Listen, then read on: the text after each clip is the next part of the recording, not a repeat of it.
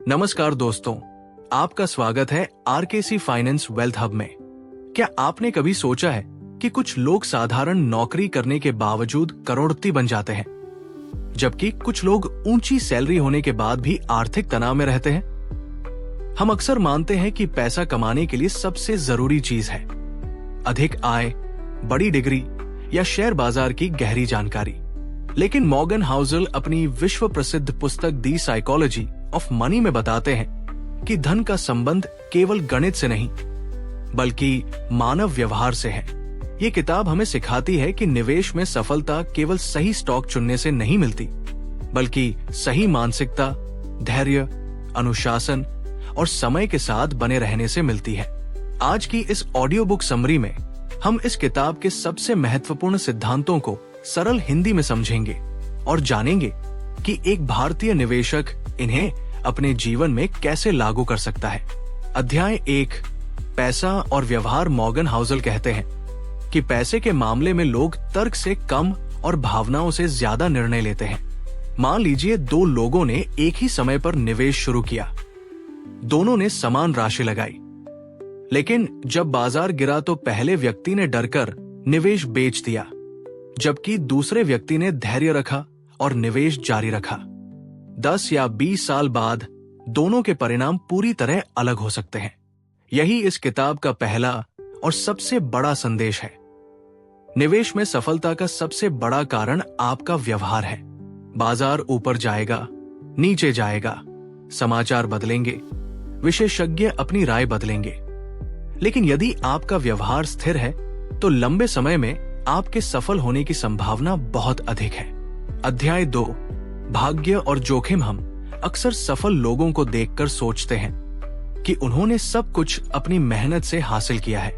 दूसरी ओर असफल लोगों को देखकर मान लेते हैं कि उन्होंने गलत निर्णय लिए होंगे, लेकिन वास्तविकता इससे कहीं अधिक जटिल है।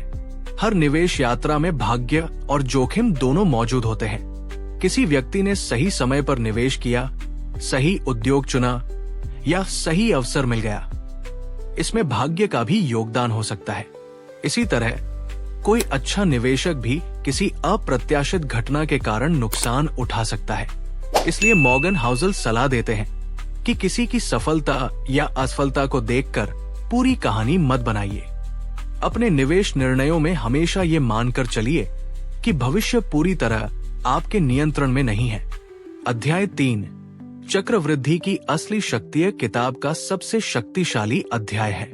हम सभी ने चक्रवृद्धि यानी कंपाउंडिंग के बारे में सुना है, लेकिन अधिकांश लोग इसकी वास्तविक ताकत को कम आंकते हैं। मान लीजिए कोई व्यक्ति हर महीने 5,000 रुपए निवेश करता है और उसे औसतन 12% वार्षिक रिटर्न मिलता है। 10 वर्षों में उसका निवेश लगभग 11 लाख रुपए के आसपास हो सकता है। 20 वर्षों में ये लगभग 50 लाख रुपए तक पहुंच सकता है। 30 वर्षों में ये लगभग 1.7 करोड़ रुपए से भी अधिक हो सकता है और 40 वर्षों में ये कई करोड़ रुपए तक पहुंच सकता है। ध्यान दीजिए, अंतिम वर्षों में वृद्धि सबसे तेज होती है। यही कारण है कि मॉर्गन हाउसल कहते हैं कि धन बनाने का सबसे बड़ा रहस्य अधिक रिटर्न नहीं, बल्कि अधिक समय तक निवेशित रहना है। यदि आप जल्दी शुरू करते हैं, नियमित निवेश करते हैं और बीच में निवेश नहीं तोड़ते, तो समय आपके पक्ष में काम करता है। यही कारण है कि SIP और लंबे समय का निवेश भारतीय निवेशकों के लिए अत्यंत प्रभावी रणनीति हो सकती है। अध्याय 4, अमीर और धनवान में अंतर। कई लोग महंगी कार, बड़ा घर और शानदार जीवन शैली देखकर किसी को अमीर मान लेते हैं, लेकिन मॉर्गन हाउसल एक महत्वपूर्ण अंतर बताते हैं। रिच वो है जिसकी आय अधिक है, वेल्दी वो है जिसके पास ऐसी संपत्ति है जो उसके लिए लगातार काम करती है। यदि कोई व्यक्ति हर महीने 5 लाख रुपए कमाता है लेकिन उतना ही खर्च भी कर देता है, तो वो दिखने में अमीर हो सकता है। दूसरी ओर कोई व्यक्ति साधारण जीवन जीते हुए लगातार निवेश करता है, SIP चलाता है और अपने खर्च नियंत्रित रखता है, तो वो धीरे धीरे वास्तविक धन बना रहा होता है। यानी धन वह है जो दिखाई नहीं देता। आपका निवेश पोर्टफोलियो, आपकी बचत, आपके म्यूचुअल फंड, आपके शेयर और आपके दीर्घकालिक निवेश, यही वास्तविक संपत्ति है। इसलिए दूसरों की जीवन शैली से प्रभावित होने के बजाय अपनी संपत्ति बनाने पर ध्यान दीजिए। अध्याय 5, बचत आपकी सुपर पावर है। हाउसल कहते हैं कि saving is the gap between your ego and your income dot, अर्थात आपकी आय और आपके अहंकार के बीच जितना अंतर है वही आपकी बचत है।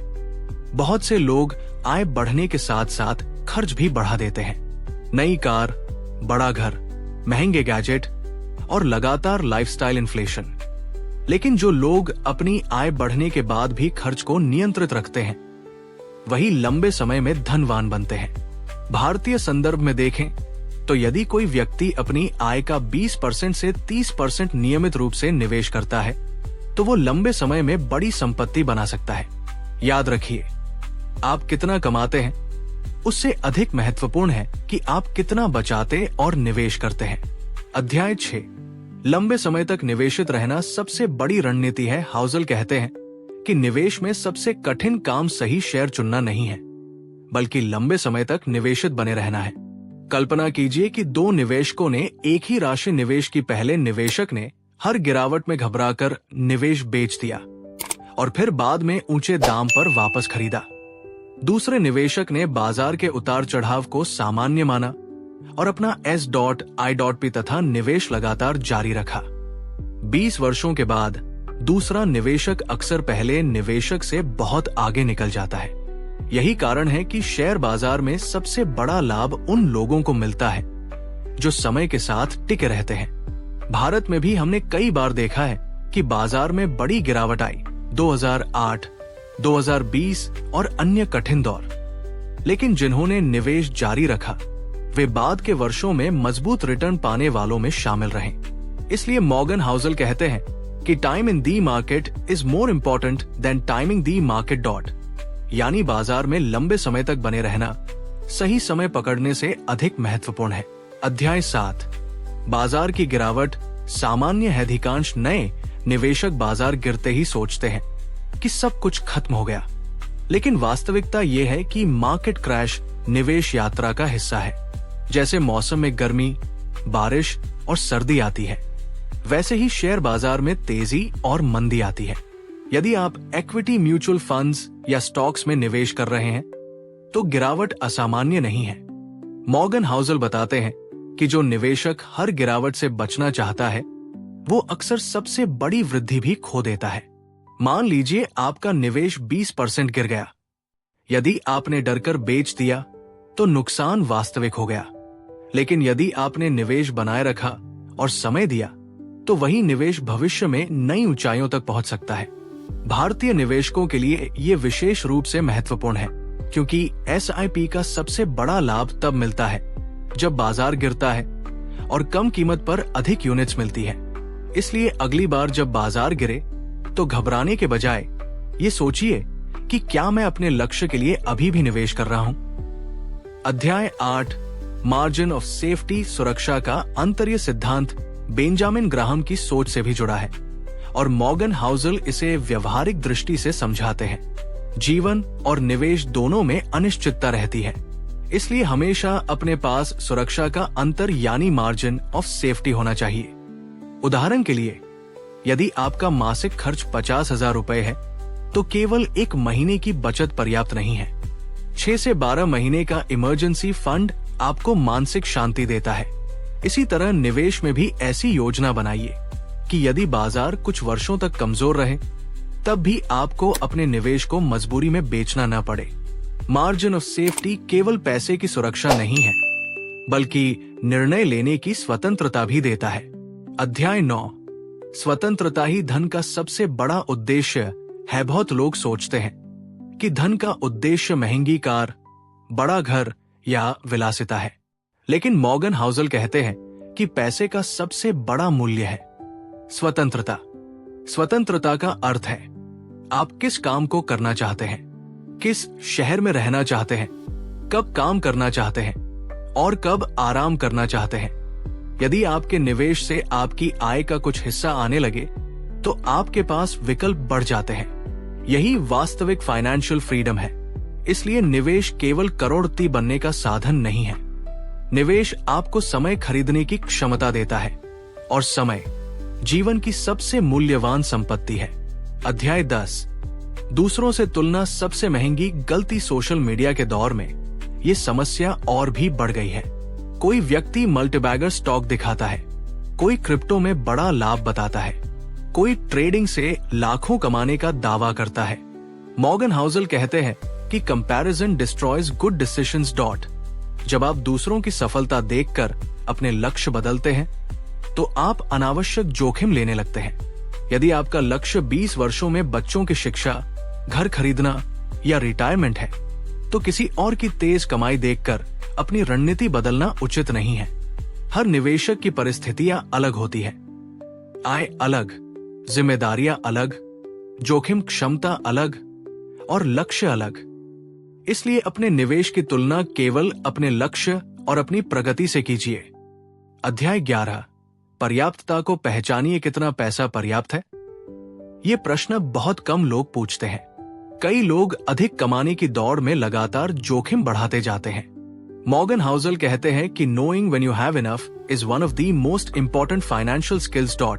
यदि आपके लक्ष्य पूरे हो रहे हैं, आपकी बचत बढ़ रही है और आपका निवेश आपके भविष्य को सुरक्षित बना रहा है, तो केवल दूसरों से आगे निकलने के लिए अत्यधिक जोखिम लेना आवश्यक नहीं है। लालच अक्सर उन लोगों को भी नुकसान पहुंचाता है जो पहले से सफल होते हैं। इसलिए निवेश में संतोष और अनुशासन दोनों आवश्यक है। भारतीय निवेशकों के लिए व्यवहारिक उदाहरण मान लीजिए। एक युवा निवेशक 25 वर्ष की आयु में हर महीने 10,000 रुपए का सिप शुरू करता है। यदि वो 30 वर्षों तक निवेश जारी रखता है और औसतन 12% वार्षिक रिटर्न प्राप्त करता है, तो उसका निवेश कई करोड़ रुपए तक पहुंच सकता है। लेकिन वास्तविक चुनौती गणित नहीं है। वास्तविक चुनौती है नौकरी बदलना, बाजार गिरना, परिवार की जिम्मेदारियां और बीच में निवेश रोकने का मन होना। जो व्यक्ति इन परिस्थितियों में भी अनुशासन बनाए रखता है, वही कंपाउंडिंग का वास्तविक लाभ प्राप्त करता है। यही इस किताब का सबसे बड़ा संदेश है। धन बनाने का रहस्य असाधारण बुद्धिमत्ता नहीं, बल्कि असाधारण अनुशासन है। इस किताब के 10 गोल्डन। अब तक हमने इस किताब के प्रमुख अध्यायों को समझा। आइए अब उन 10 नियमों को समझते हैं जो हर निवेशक के लिए जीवन भर उपयोगी रहेंगे। 1. निवेश में व्यवहार ज्ञान से अधिक महत्वपूर्ण है। आपको हर कंपनी का विश्लेषण करना जरूरी नहीं है, लेकिन घबराहट, लालच और जल्दबाजी पर नियंत्रण रखना जरूरी है। 2. जल्दी शुरू करे का सबसे बड़ा मित्र समय है। 25 वर्ष की उम्र में शुरू किया गया छोटा SIP 35 वर्ष की उम्र में शुरू किए गए बड़े SIP से भी आगे निकल सकता है। 3. नियमित निवेश करें। हर महीने निश्चित राशि निवेश करना सही समय खोजने से बेहतर है। 4. बाजार की गिरावट से मत डरिए, गिरावट अस्थायी होती है। यदि आपका लक्ष्य 10-20 वर्षों का है, तो गिरावट अवसर भी हो सकती है। 5. बचत को आदत बनाइए। इनकम बढ़ने पर लाइफस्टाइल नहीं, इन्वेस्टमेंट बढ़ाइए। 6. इमरजेंसी फंड रखें। कम से कम 6-12 महीनों के खर्च जितनी राशि सुरक्षित रखें। 7. तुलना करना बंद करें। दूसरों के पोर्टफोलियो, रिटर्न्स या प्रॉफिट्स देखकर अपनी रणनीति मत बदलिए। 8. लॉन्ग टर्म सोच विकसित करें। अधिकांश बड़ी संपत्ति 15-30 वर्षों में बनती है, 15-30 दिनों में नहीं। 9. रिस्क को स्वीकार करें। हर निवेश में कुछ न कुछ जोखिम होता है, लेकिन सही डाइवर्सिफिकेशन और समय के साथ जोखिम कम किया जा सकता है। 10. पर्याप्तता को पहचाने। हर समय अधिक कमाने की दौड़ में अनावश्यक जोखिम लेना आवश्यक नहीं है। भारतीय निवेशकों के लिए एक्शन प्लान। यदि आप इस किताब को पढ़ने के बाद तुरंत कुछ करना चाहते हैं, तो ये सरल योजना अपनाइए। अपना लक्ष्य तय करें। घर खरीदना, बच्चों की शिक्षा, रिटायरमेंट, फाइनेंशियल फ्रीडम, SIP शुरू करें। यदि आप नए निवेशक हैं, तो 1,000 रुपए, 2,000 रुपए या 5,000 रुपए से भी शुरुआत की जा सकती है। इक्विटी म्यूचुअल फंड्स में लॉन्ग टर्म निवेश करें। कम से कम 10-20 वर्षों का दृष्टिकोण रखें। हर वर्ष SIP बढ़ाएं। यदि आपकी आय बढ़ती है, तो SIP भी 10%, 15% बढ़ाइए। निवेश को बार बार मत छूइए। पोर्टफोलियो को रोज देखने की आवश्यकता नहीं है। साल में 1 या 2 बार समीक्षा पर्याप्त होती है। एक प्रेरणादायक कहानी मान लीजिए, 2 मित्र हैं, अमन और विकास। दोनों की उम्र 25 वर्ष है।